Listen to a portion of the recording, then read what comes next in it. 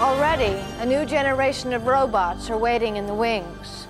Machines that can repair themselves, teach themselves, even breed and evolve. One day we may end up sharing the planet with machines that are not only stronger than us, but more intelligent. My last hurrah is going to be the building of a mobile, sensate, two-armed, articulate robot, something I think we can do by the year 2000.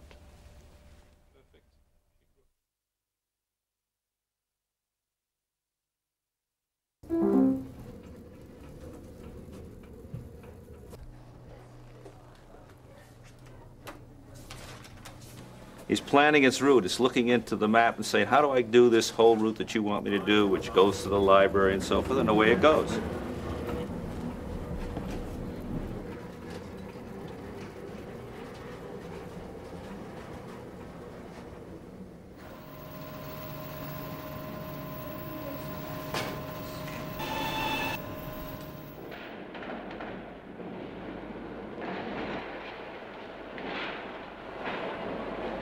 Behind every act of that robot, there's human thought that prevailed. But one day we expect robots to be controlled by a central computer. It'll tell each robot what it must do for the day. It'll monitor its work during the day. It'll shut them down at the end of the shift, start them up for the next shift. It'll measure the work throughout the day.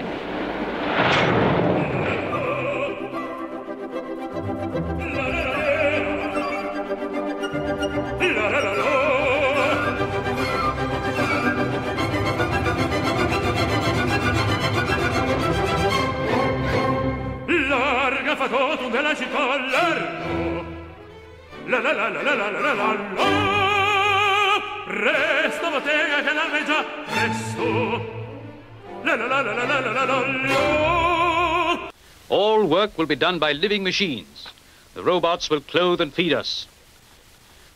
Rossum's Universal Robots.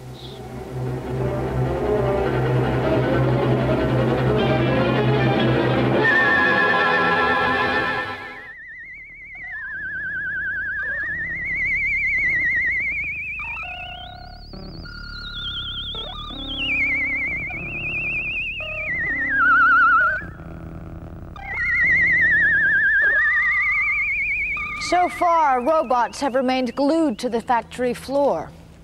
All brawn and no brain. So how close are scientists to building the robot of science fiction? The robots that can walk, talk, and hold things. Could they achieve in decades what's taken human evolution millions of years?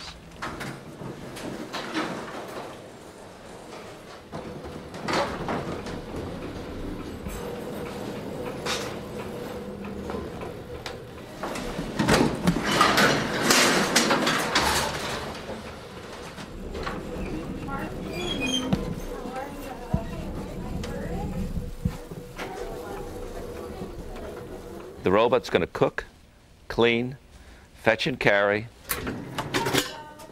offer an arm, handle security. Thank you. You're welcome. And actually handle modest conversation. I am about to move. Please stand clear.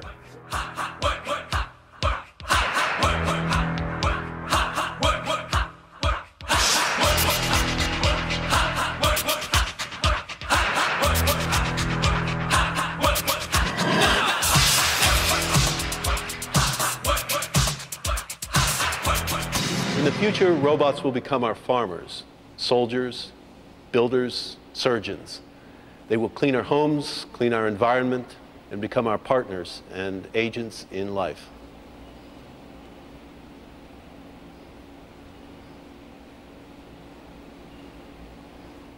My own robots, like this one from the 3 Mile Island cleanup, have fixed up after accidents, work in construction.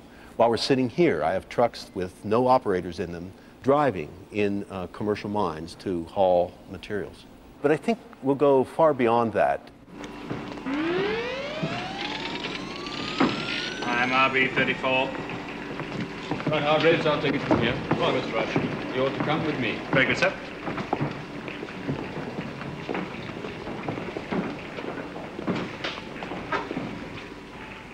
Oh, come on. I couldn't do that, sir. Are you refusing an order? Robots throughout the world, we command you to murder mankind. To murder mankind. Spare no men, spare no women.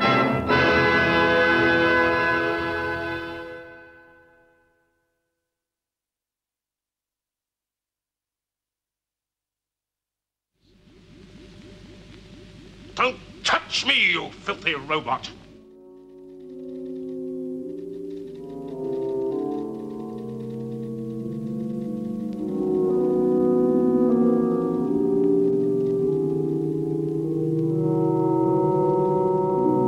I didn't want to write the usual robot story in which the main purpose of the robot was to destroy his creator. Destroy his creator. Destroy his creator.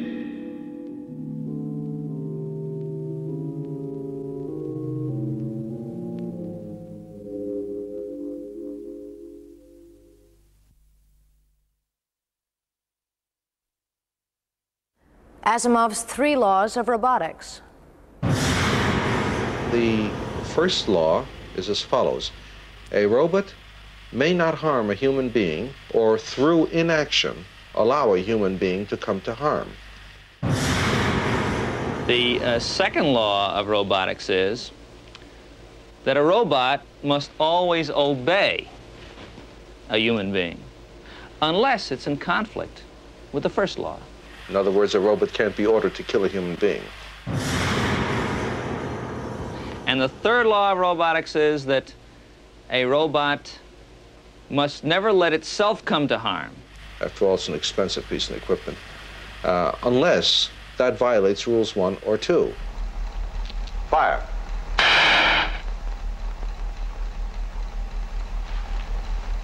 You understand the mechanism? Yes, Morpheus. A simple blaster. All right. Now turn around here. Point it at the commander. Fire.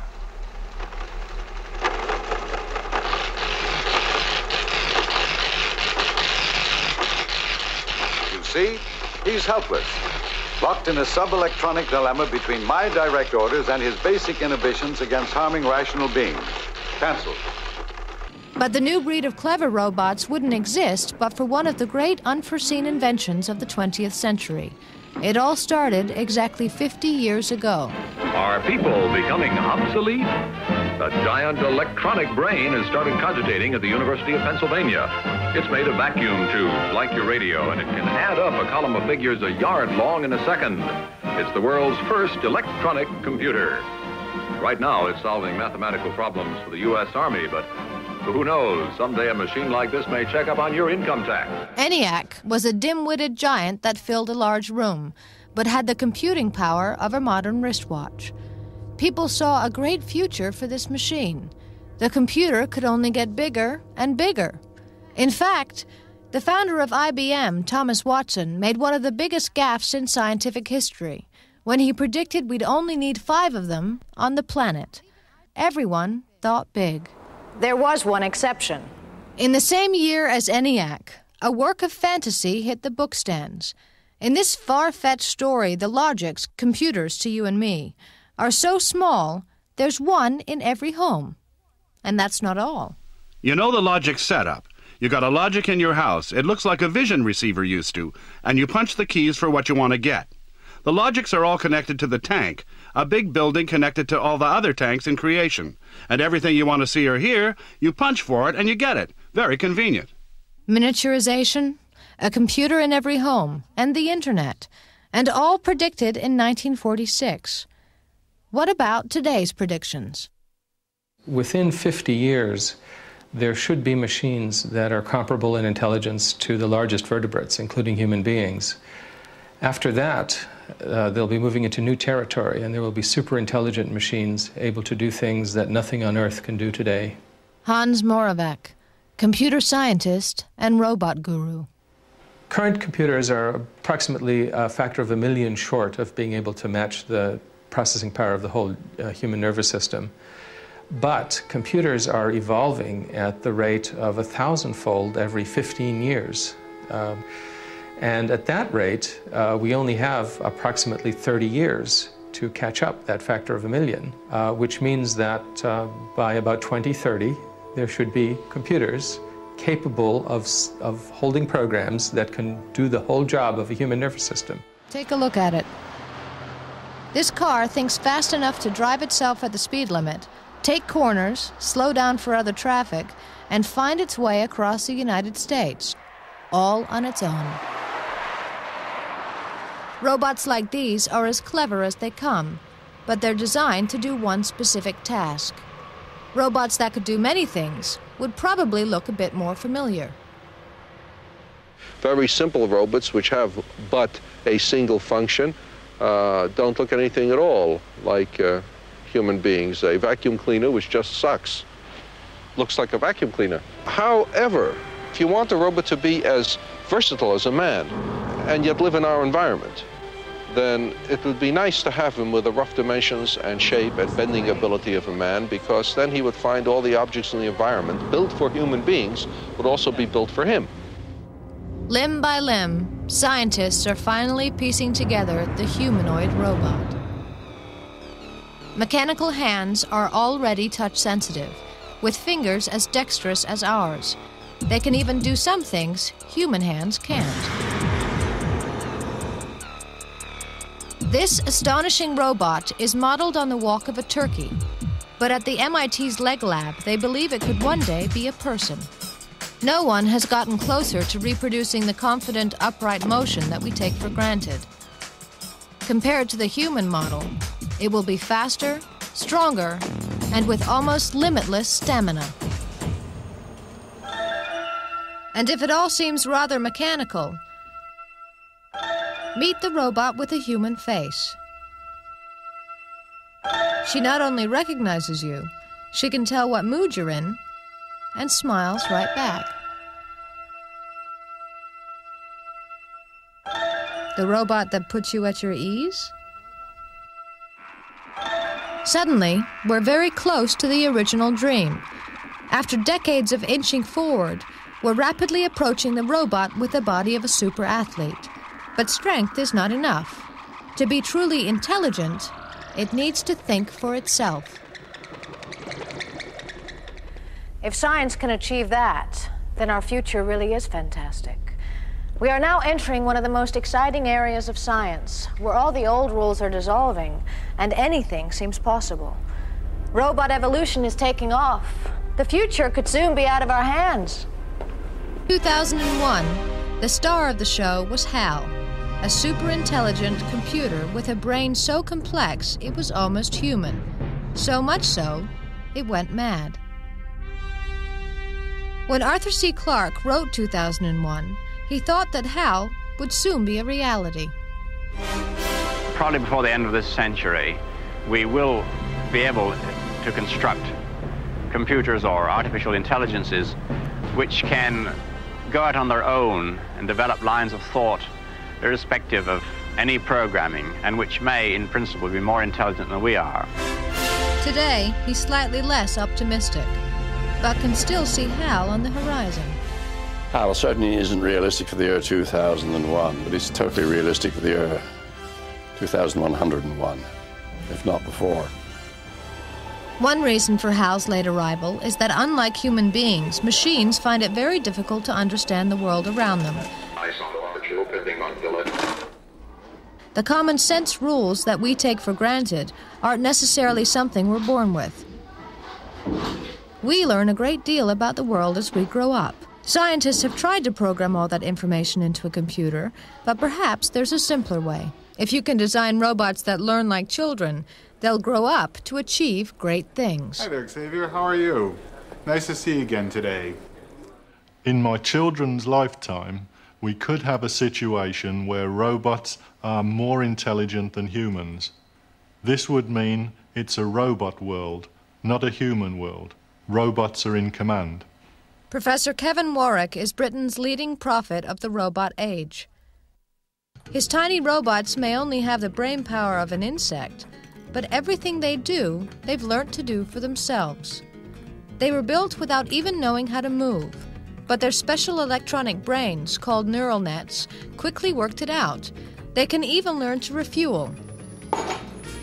So robots can learn for themselves, and soon they'll be teaching each other. One robot can learn from another robot in very much the same sort of way that one human learns from another. The robot is looking around its environment, investigating the environment by trial and error.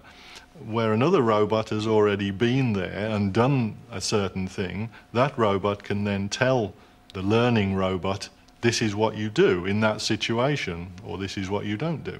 Same sort of thing as humans do. All over the world, these remarkable micro-robots are coming on in leaps and bounds. What's exciting scientists now is that, like human beings, they're going to pass their intelligence on to their children. They call it robot evolution. Robots can be taken in their present form and be evolved.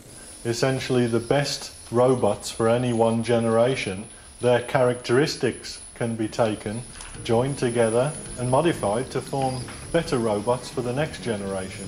You do that over a number of generations and you've got a much better robot. This is how it works. The red robot is told to chase the yellow one, and the yellow one to get away. First generation, and neither of them know which way is up. 1,000 generations later, and we've got a genuine game of cat and mouse. And what happens if you send a 1,000-generation robot after one with only 200 generations under its belt? It's game over. This is the start of something very exciting, and it's not the science fiction writers talking now. These are the scientists at the cutting edge. In a robot, evolution is going at blinding speed. The robots themselves, or the computers, are contributing to the speed of their own evolution. Success begets success, and the good ideas go into the next generation.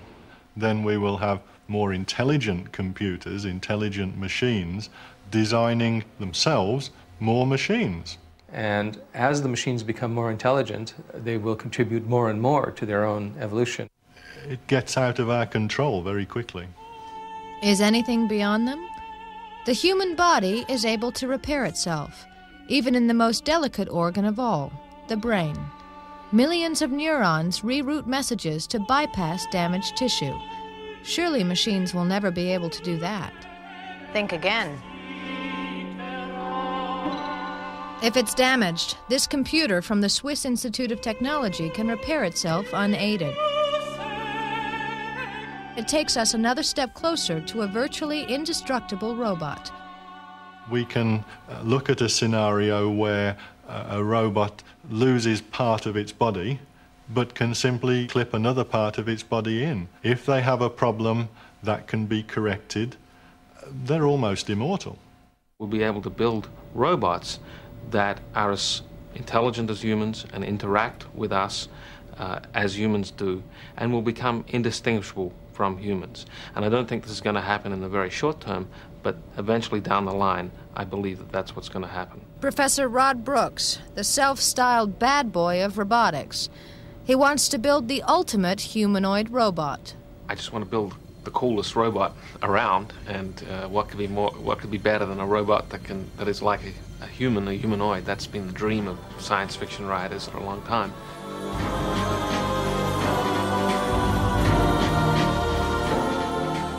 Cog is a very complex robot. It has a head, which is with eyes on it. It's got actually 2 cameras in each eye, so that it can see a wide field of view and a very narrow field of view, such as we do. Right now, it only has 1 arm, but it will soon have a 2nd arm.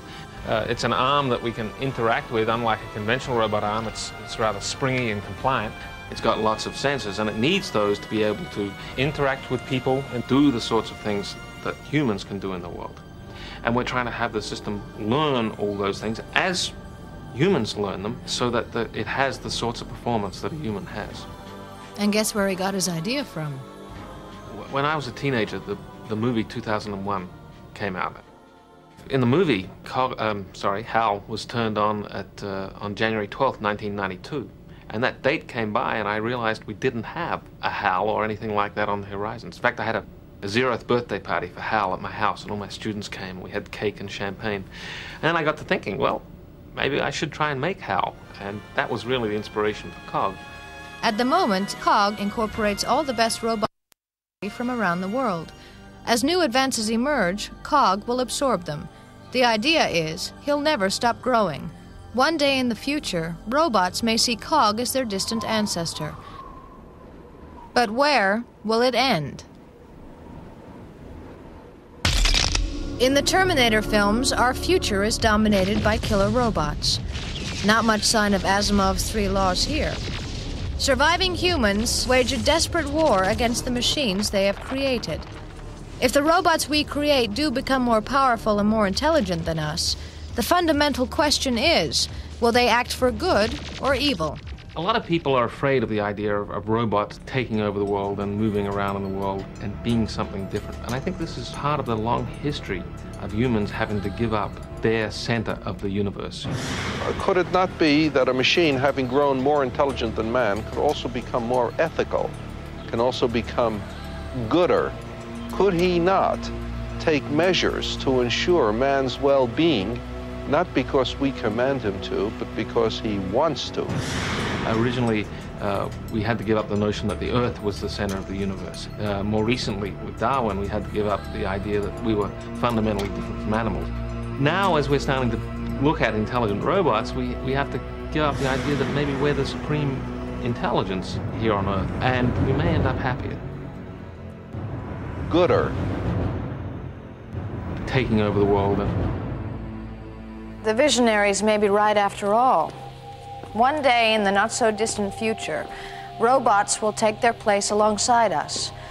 Ultimately, they may see us as weaker and less intelligent.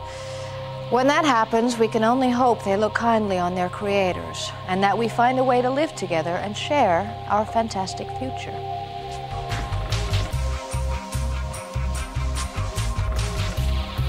Next on UK TV documentary, Bruce Parry takes part in the sacrificial ceremonies of a band of warriors in Tribe. And coming up in an hour, dinosaurs roam Oxford as a natural history goes back 3 billion years.